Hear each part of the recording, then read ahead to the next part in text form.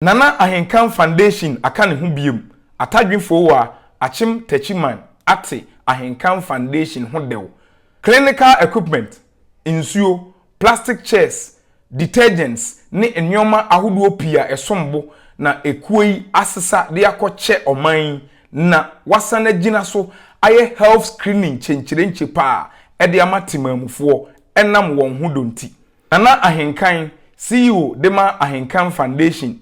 fa akwanya yi so ekire hia senti a wodi dwumadie sunu yi owura yi nkyerɛkyerɛ mu ne nkasa mu no sei no kan yenti okay nti sania yenyina enim no yaba Kade Constituency anasa kwa bibre mu a Ayim Techiman yekro baako a eyekro kasia megidie se edi mu ewo yemantem a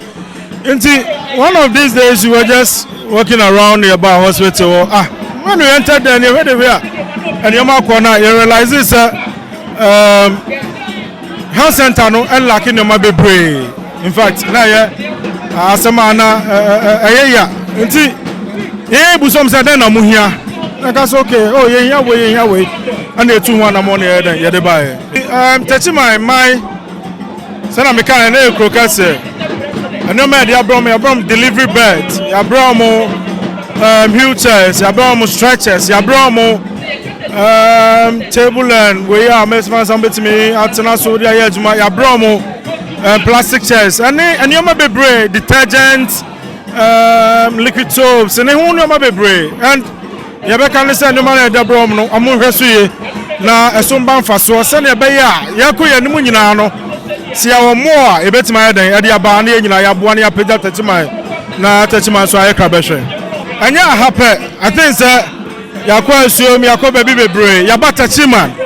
in fact ya buta nyina na say ya pese ya boa na ya mansi eye ade a nkofo ani beso se amobeba nti afri a ebekọ baby foforo ebekọ so aboa obi an kakra se se beso obi aso nti we put there na asase nti and no matter the buyer, no, value wise, you know, I can say it can be between 30,000 to 40,000. And one thing is that, in fact, apart from your personal strength, anyway, no, your members now more foundation, you know, I mean, wonderful. You know, you can say kakra, obi kakra, obi the way baba, and you know, the bomb. Me fan say at the fair way, you know, ya de boa. Ade apeja Techiman MP assembly dey go for the tete go for ade push am bebre but eja ya de ne ya hwe ne say ya baboa ne ya peja yemense no say abatu akwan mu a na Nyankopon pe a eno so ho but now no the focus no say ya baboa yemense na e be peja yemense no asio Owura Joseph Kwame Asan PA Dema Techiman Health Center kire nani so ewo nyuma pa ekuyi aye ede aboa kuro no o kire mu se ne waye ebeboa ma ahomkeka ani mpuntu kese aba adwuma no mu sei no kan metia mu no Ahenkan Foundation ba me nchen se o mpeso mo boa yen nti akade ben de ebehia wa yaresabia ho ebetimi aboa yen no kwasam ne se meye list kakra de ma wo mu na minim se me de so ma hwe nanso enne mehwe ne o ma amde abere yen a eba ma yaresa no eba ye anije na eba ye anikan kasa na wo ye adwuma ho nso na kuta sa akade ya eba ma wan kasa wani agesa no kwasam se adwuma na wo ye no wo tie adwuma na ase na obetimi de aboa wo manfo nso ne edi ka kase pa ne se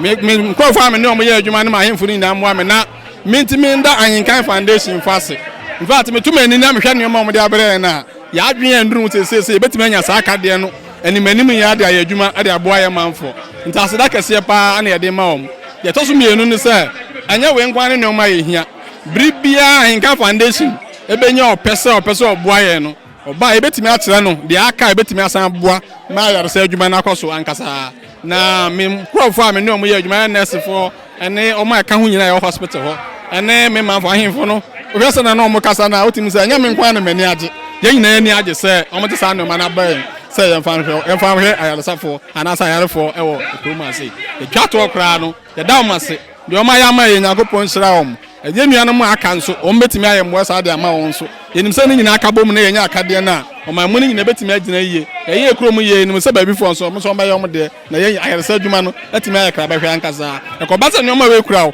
na bibi ye obi ne ye de ne ba ho na kuta akade na woji hu di sa wo nyoma de ba hwe nipa no na ba wi akiri ni kunim de betimi aba ankasa ya da mo ase e wo nyoma timi aye amaye ne ne yankopon kire o mo ne no hwa mo da bia nso ya da ase baba owura obed sa akode ye assembly member dema Techiman electoral area na obo dwumade ni nyina tofa se ne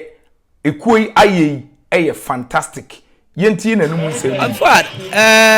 betumi aka se senka nipa na ewu anka meka sa atomi abesere